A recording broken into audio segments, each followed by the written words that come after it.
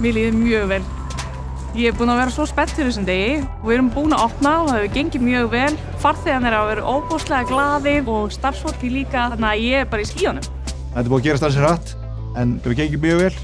Fórum náttúrulega í gegnum COVID og það voru alls konar áskoranir sem komu vegna þess, afhendingu efna og þess háttar.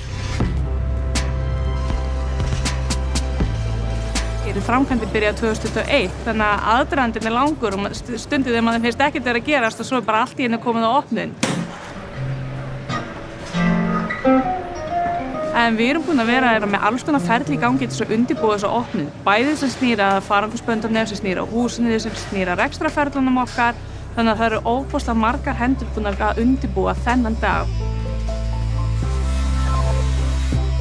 Og ég er náttúrulega stoltur af því að það hafa ekki orðið nein alvarleg slys af fólki og þannig að þetta gengi svona slöðurlust fyrir sig þrátt fyrir mikinn hraða og stóra byggingu.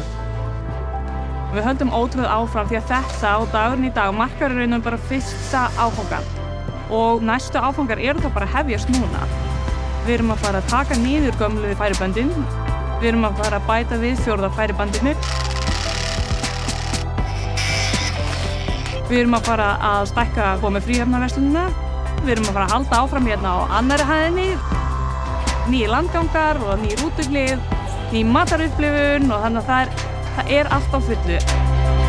En ástæðan fyrir við erum að taka þessi skref og erum að halda áfram, við erum að fylgja þróunaráætlunum okkar. Við erum að taka þessi skref í átt að betri og bættari flugvelli. Þannig að það er framtíðin, það er næsta skref.